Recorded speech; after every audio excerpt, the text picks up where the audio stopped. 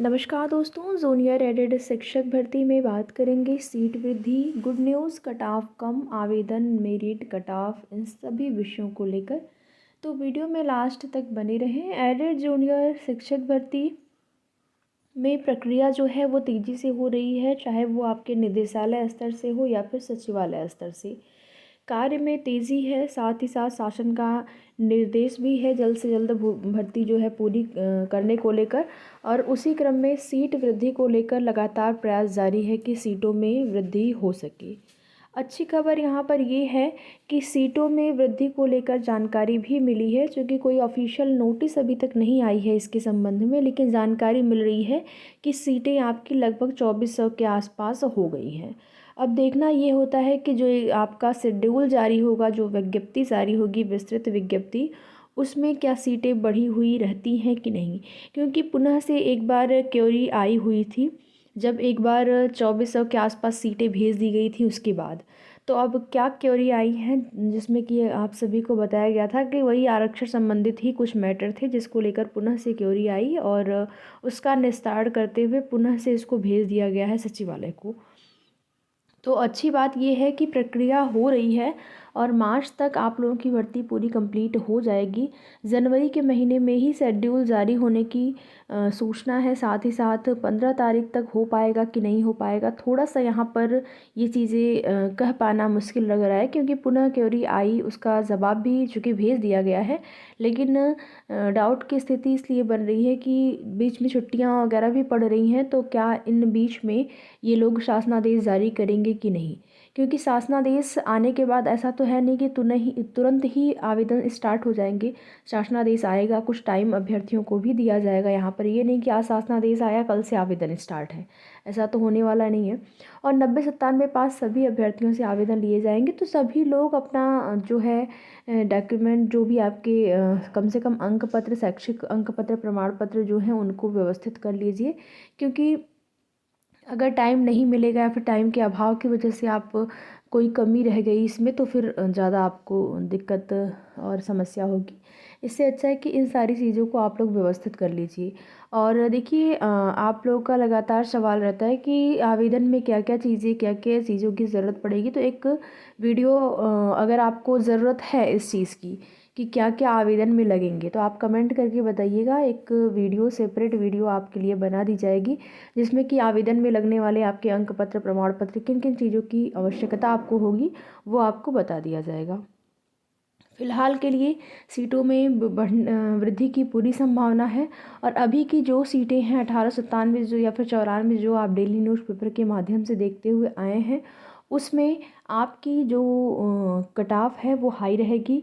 लेकिन subject combination, इसके साथ ही साथ अगर सीटों में वृद्धि होती है तो कट ऑफ में गिरावट जाहिर सी बात है।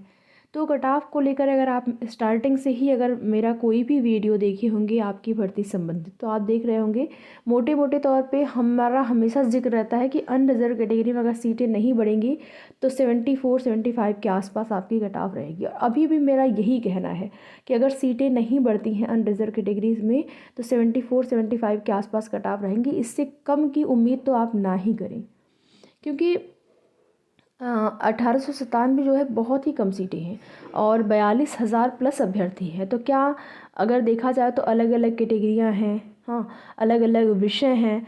तो ऐसा तो है नहीं कि पूरा सीट एक ही विषय को मिलने जा रहा है या फिर एक ही कैटेगरी को मिलने जा रहा है। तो अलग अलग कैटेगरियां हैं, तो फिर जाहिर सी बात है अनरिजर्व कैटेगरी की 74-75 के आसपास चली जाएगी अगर सीटें नहीं बढ़ती हैं तो। और अगर बढ़ जाती हैं सीटें, और देखिए थोड़ी सी जो कट ऑफ में गिरावट आ सकती है वो सब्जेक्ट कॉम्बिनेशन से आ सकती है।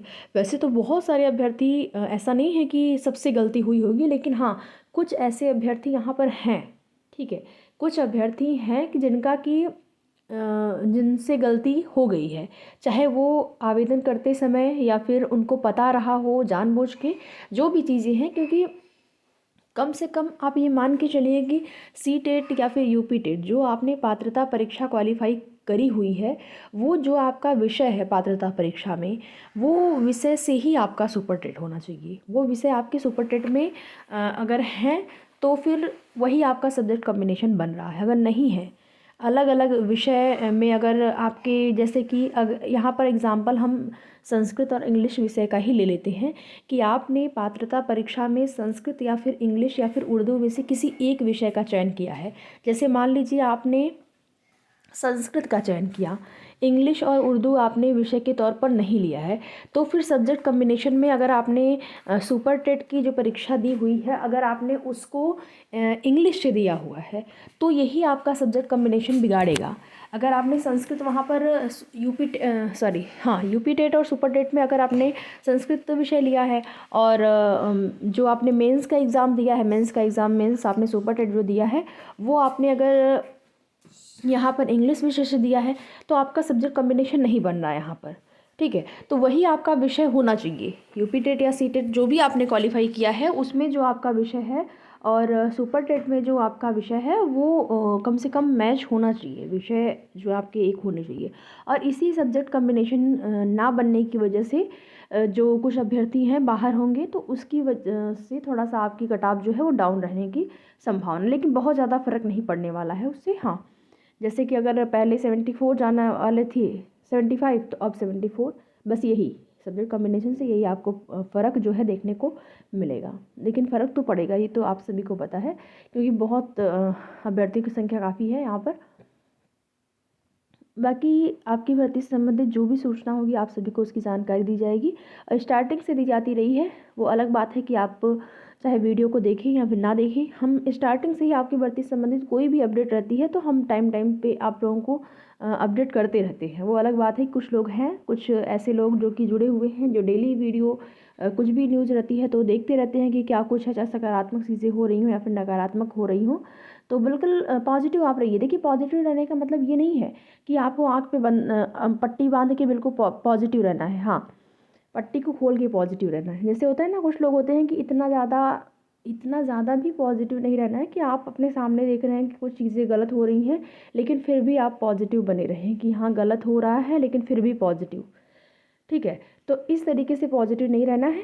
इस टाइम सारी चीज़ें सही से हो रही हैं आपकी भर्ती में, बिल्कुल प्रोसेस चल रहा है, तेज़ गति से कार्य हो रहे हैं, सरकार का आदेश है, तो इस टाइम पॉजिटिव रहना ही चाहिए आपको।